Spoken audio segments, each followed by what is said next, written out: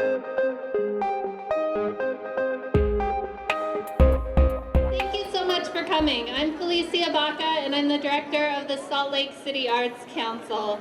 And we're so excited to be here to celebrate Salt Lake City's newest work of public art, Pages of Salt, by the artist Ned Kahn, which we're going to hear more about soon. The mission of the Salt Lake City Arts Council is to present and support the arts in order to further the development of the arts community and to benefit the public by expanding awareness, access, and participation.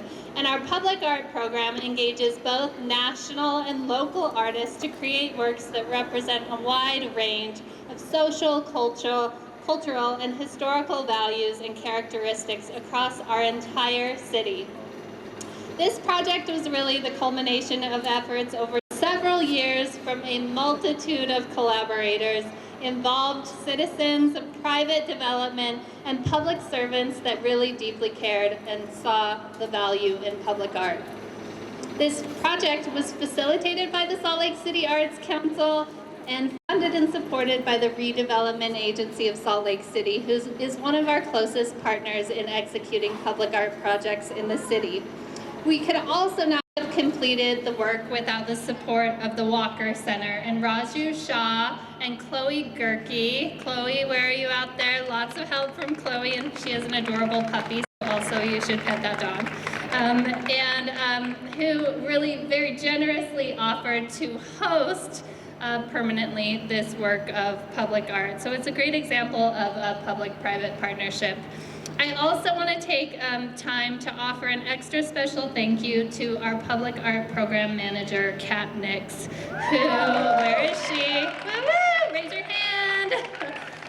Without her often monumental efforts to successfully complete this project, we would not be here today. And most importantly, we wouldn't be able to engage in efforts like these without the important work of the artists themselves. As members of the general public, we often see projects that just appear with the work that came before it largely invisible.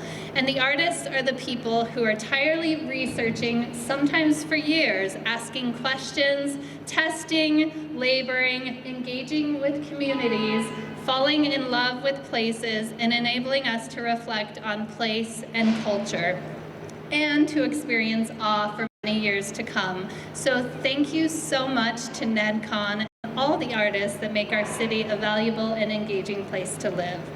I'd now like to introduce the mayor of Salt Lake City, Jackie Biskupski.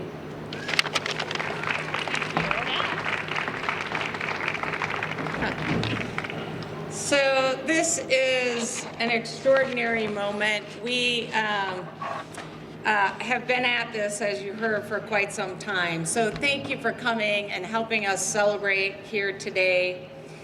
They say the third time's the charm, and I think that definitely holds true for this landmark piece of public art here on Regent Street. Ned Kahn has certainly outdone himself with Pages of Salt.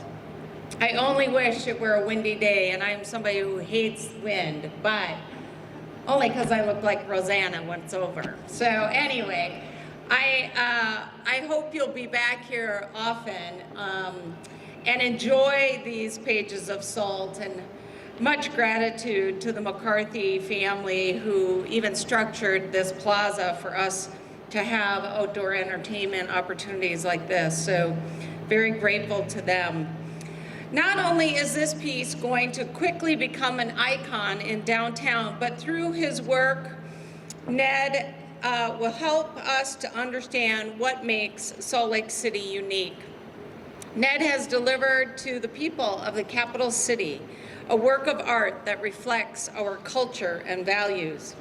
As you look at these pieces and watch it sway in the wind, you can't help but feel a little more connected to the natural elements that surround us, particularly the air. In our community, we often think about our air in terms of the quality of what we breathe. With this piece, Ned reminds us of the inherent beauty and power of the wind, which has shaped the landscape of our city, from the Great Salt Lake to the Cottonwood Canyons. I love that by creating this connection, Ned's intention is to get us to move from thinking about nature as a resource to falling deeply in love with it. Of course, with this artwork being an anchor of the Regent Street project, Pages of Salt also reflects the unique history of this area, particularly the old printing presses of the Deseret News and the Salt Lake Tribune, which used to be here. At its best, public art should be reflective of the community that displays it. It should be something that offers passersby an opportunity to reflect on the meaning of the art from different angles. And it should be something that grows and changes as a community does. Ned Kahn's work, Pages of Salt, is all of these things. There are many people to thank for this project. Ned Kahn himself, the artist, thank you so much for your time and effort and your visionary display of what is possible, for tying together all the elements of what makes Salt Lake City so great. The amazing staff at the RDA and the Arts Council, not only for this work, but for all you do to make our city a more vibrant place to live. The Walker Center for letting us display this work of art on their building. And again, of course, the McCarthy family for investing in the Regent Street project, especially this community space, McCarthy Plaza. So thank you again for being here. I hope you enjoy your time, and if we get lucky, we might see a little wind. Thanks, everyone. So I'm just going to make sure we introduce everybody. This is Amy Fowler, who is a Salt Lake City Council member and chair of the Redevelopment Agency of Salt Lake City.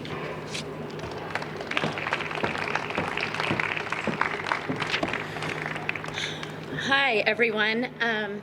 I am so grateful to be here as the chair of the RDA. Starting with its very first public art commission on the America Plaza project in the early 70s, the RDA has consistently funded and included public art in its revitalization projects, funding over $3.5 million on public art throughout the city. And we didn't stop here. In the very early planning stages of the RDA's Regent Street revitalization project, try saying that 5 times fast, the RDA and its board saw an opportunity to fund the creation of an installation that would not only add a unique vision to this space, but draw people in to really enjoy and celebrate what this revitalization project has done. This vision was echoed and supported by all of our partners in the revitalization project. And throughout the decades, the RDA has worked with community members and our partners in really trying to revive this space into something that is usable and enjoyable. From the street out, the actual Regent Street that is more walkable and is a natural corridor from the Gallivan Center to City Creek, to where we are right now, where we can close down this area with festival amenities and have amazing outdoor projects like what we just had, the Utah Urban Arts Festival, which was incredibly fun. If you didn't make it, make sure you come out next year. Thanks, Derek and Kim. To the creation of the mid-block walkway that where once was just a dark area, dark building, we now have sight lines and an ability for people to enjoy that space. What this does is really create a more livable, workable, walkable, enjoyable city. And I'm grateful for the work that the RDA has done in really supporting those values that we have as a city.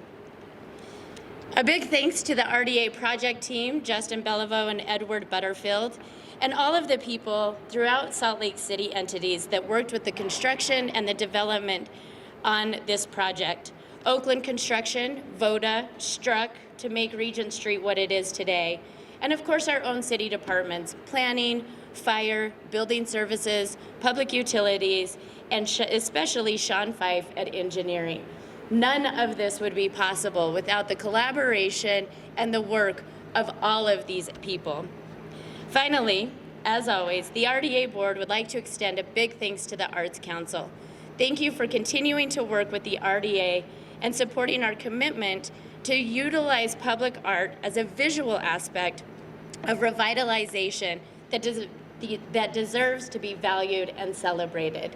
I look forward to more events down here and watching as this beautiful, amazing installation changes each time with the weather and with the environment itself. And I told Ned, well, he is responsible for us never tearing down that parking garage, but we will continue to use it and enjoy it. Thank you so much, everyone. Okay, so now I'm going to introduce Larissa Trout, who, as all of our board members, are volunteers that really dedicate very, very many hours to the Arts Council, and she's going to talk a little bit about what it's been like to be part of that process. Hi, so I am Larissa Trout, and I am the chair of the Salt Lake City Arts Design Board. I must say that public speaking is not my forte. My background is in modern dance, so I'd be much more comfortable doing interpretive dance up here than talking. But for the sake of time and for clarity, I will skip that part and instead do my best to share a few of my thoughts on public art and Ned Kahn's beautiful pages of salt. I'm speaking on behalf of my fellow board members, which I see a few of you out there. Hi, Jan. Anyone else? No? And I'm honored to say that we are thrilled to see Ned's work come to life on Regent Street in the McCarthy Plaza. And I do think, to give quick context, we are a small board of 7 people who come together and help the city select public art, just to clarify what we do. This project has been a long time coming, and it wouldn't be without the tenacity of Kat Nix, the public art manager, who seriously deserves another round of applause. And countless other stakeholders who helped to bring this project to life.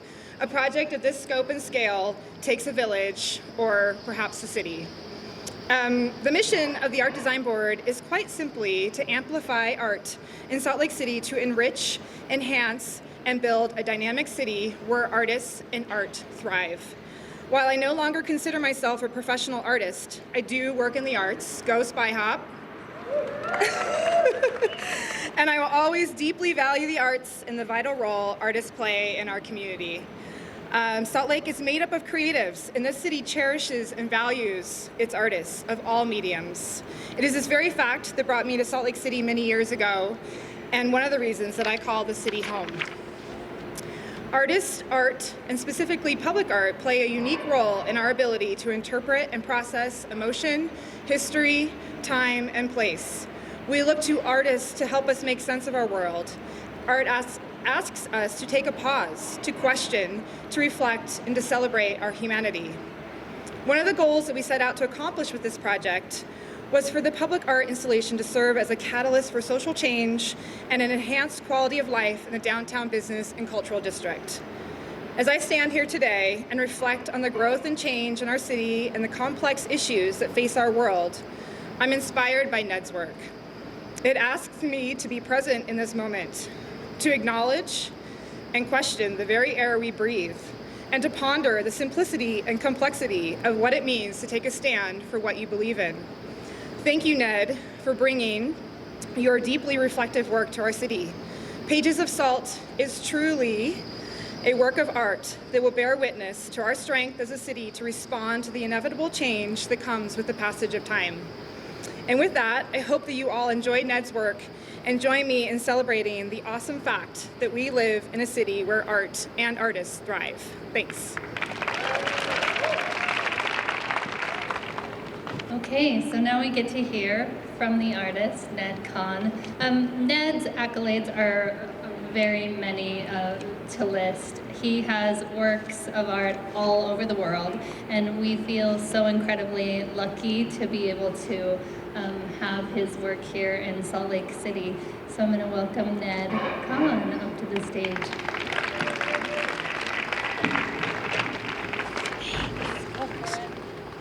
So I'm happy that many people have already thanked Kat, who this project wouldn't have happened without. I wanted to thank a few other people too. There's the crew of Yesco there. They were the people who installed this, which was a grueling job involving hundreds and hundreds of holes drilled into concrete, and everyone fought them. So yeah, a lot of people contributed to having this thing come to fruition. All these pieces were made in my workshop in Santa Rosa, so the three people who worked for me cursed me at many times for thinking of such a crazy thing, and cutting all these pieces of fabric and sewing them and welding all the metal. So really, you know, I sort of set this whole thing in motion, but it really was a whole bunch of other people that really made it happen. Kat asked me to tell a story of kind of part of the inspiration for the piece.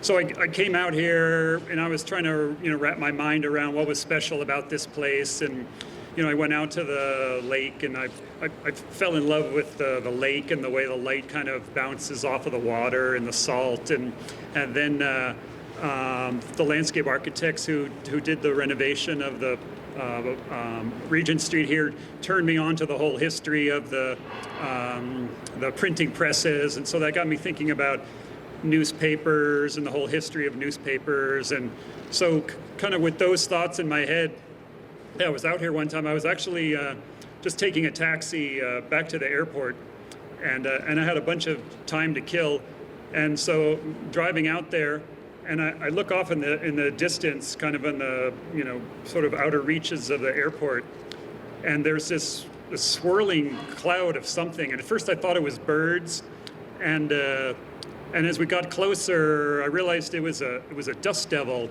that had sucked up a bunch of pieces of paper, and I don't know if they were newspapers or just garbage, but I like had this poor taxi driver who barely spoke English. I'm like, you know, go that way. And he's like, no, the airport's this way. I'm like, no, go that way. And we're driving around middle of nowhere, and like I got him to stop, and it was this 1,000-foot tall swirling column of paper with the sunlight coming through it. And that's kind of when the whole, you know, thing crystallized for me. And I get back in the taxi, and the taxi driver was like, what is that?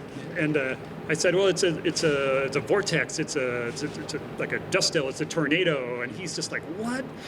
And then he's like, why are you interested in those things? I said, well, I'm an artist, and I work with things like that. I work with natural things like that. And he was just like completely confused. And so he continues to take me to the airport. And at some point he turned to me and said, but what do you do for a living? And anyway, and of course, the mayor talked about it, the paradox of an opening for a wind sculpture on a perfectly calm day, but that's what always happens. It's nature's way of keeping me in my place. So anyway, thank you all for coming out here.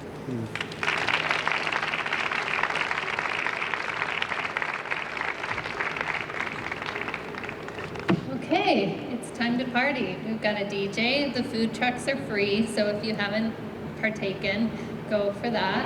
And I invite you all to come back. One of the most delightful things about this space has been that every time that I come back, the work is different. The light reflects differently, the wind moves the work in different ways, in daytime, nighttime, and in that way, my connection to the Great Salt Lake, I feel it's the same. It's a really different experience every time. And this is a special place in our city. And I also feel like I want to tell Chloe that when I was 20 years old, I broke my wrist in this garage skateboarding down. So this place also has a special connection for me as a delinquent trespasser, and I'll always hold that memory in my heart. I'm sure you have that. Thank you all so much for being here. Thanks. Take care.